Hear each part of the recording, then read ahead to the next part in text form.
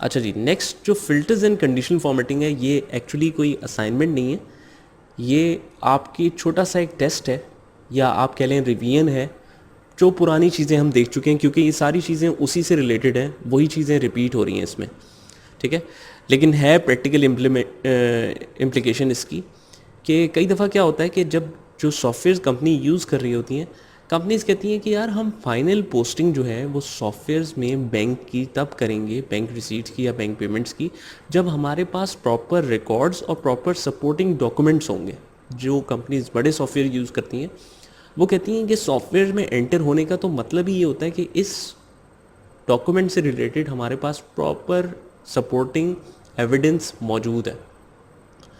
तो लेकिन जब तक एविडेंस मौजूद नहीं है तब तक आपने अपना बैंक तो मैनेज रखना है ना, क्योंकि ज़ाहिर है कि जो कंपनीज बिल्कुल बैलेंस मेंटेन कर रही होती हैं और उनकी हैवी बहुत ज़्यादा पेमेंट्स भी जारी होती हैं एक दिन में, तो उनको अपनी बैंक पोजीशन हर वक्त पता होनी चाहिए।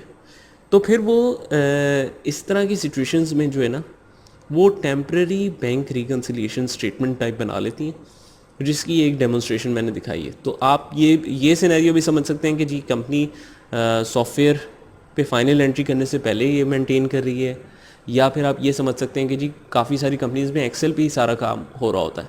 तो हो सकता है आपकी भी कोई इस तरह की बैंक रिकन्सिलिएशन स्टेटमेंट टाइप आप बनाते हो। तो ये एक पैटर्न है, ठीक है। एक बाहर का बैंक है फर्स्ट गल्फ बैंक, ये बैंक बुक हमने बनाई हुई है चीज़ मिस्टर रेस्टोरेंट कॉफ़ी शॉप की। ओपनिंग बैलेंस है हमारे पास 2 लाख, 200,000 हम ओपनिंग बैलेंस। हम ये सपोज़ कर रहे हैं कि जब हमने रिकन्सिलिएशन शुरू की थी तो आर बुक्स मतलब हमारे तौर पे जो रिकॉर्ड्स हैं, और बैंक बुक मतलब बैंक में जितने पैसे हैं। शुरू में तो ये रिकन्साइल्ड था। अब हम कहते हैं कि जो हमारे पास से पेमेंट्स जा रही हैं, क्या वो बैंक में भी रिफ़्लेक्ट हो रही हैं? मतलब अगले दिन जब हम बैंक स्टेटमेंट चेक करते हैं तो क्या बैंक में भी वो शो हो चुकी है, अपडेट हो चुकी है? अगर दोनों की अपडेट हो चुकी है तो पहले हम लिखेंगे क्रेडिट में, और यहाँ पर कुछ भी नहीं लिखेंगे, ठीक है। क्रेडिट में हमने कहा कि जी हमने तो अपने पास से चेक इशू कर दिया, तो क्रेडिट कर दिया हमने। लेकिन जब बैंक में डेबिट हो जाएगा सिर्फ तभी हम बैंक स्टेटमेंट को चेक करके लिखेंगे कि हाँ ये चीज़ें क्लियरेंस में आ गई। तो इस चीज़ें से हमें पता चलता रहेगा कि कौन कौन सी चीज़ें, कौन कौन सी पेमेंट्स और रिसीट्स जो है वो बैंक से क्लियर हो चुकी है। अच्छा, अब आपके लिए एक छोटी सी रिक्वायरमेंट क्या है कि आर बुक्स है और बैंक बुक है जिसमें ओपनिंग बैलेंस की है, डेबिट है, फिर क्रेडिट है। आपने क्या करना है, आपने रनिंग बैलेंस बनाना है आफ्टर ईच ट्रांजेक्शन। हर ट्रांजेक्शन के बाद, मतलब अब जिस तरह 2 लाख का बैलेंस था, 100 रुपये गए उसमें से, तो कितना रह जाना चाहिए बैलेंस, फिर 100 रुपये गए तो फिर कितना रह जाना चाहिए। हर लाइन के बाद जो रनिंग बैलेंस होता है वो हमने निकालना है। कैसे निकालेंगे? बहुत ही आसान सी चीज़ है। पहले ज़रा सा सोचें,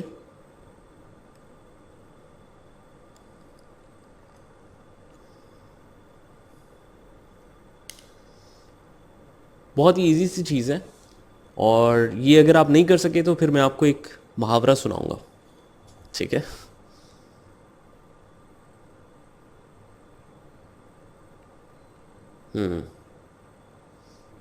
अच्छा, वो मुहावरा है, the more you study the more you lose common sense, ठीक है।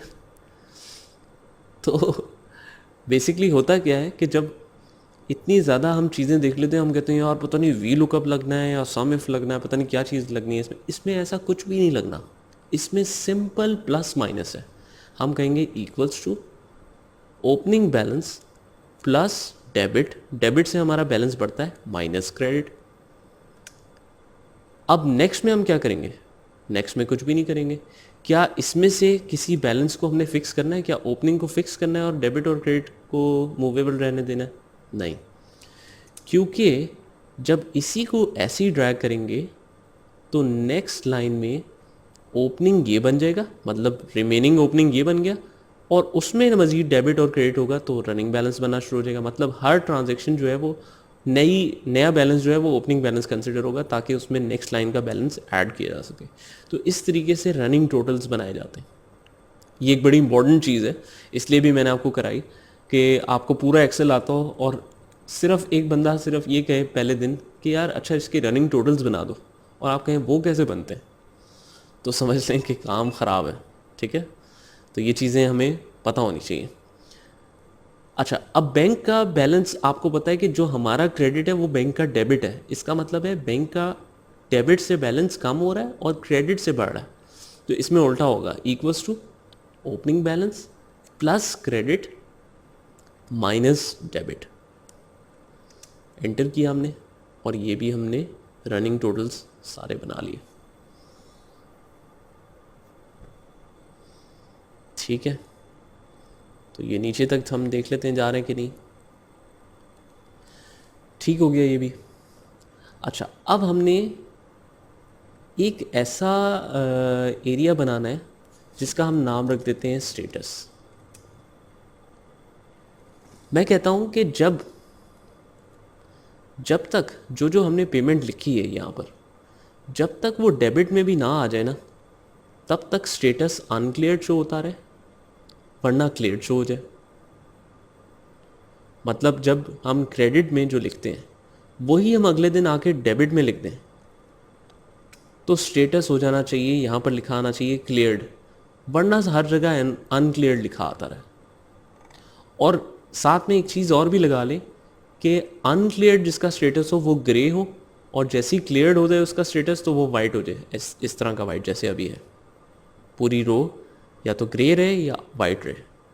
तो ये आपकी एक छोटी सी असाइनमेंट मैं आपको दे रहा हूँ, ये करने की ट्राई करें। अगर नहीं होता तो फिर नेक्स्ट वीडियो की तरफ देखें कि इसका आंसर क्या है।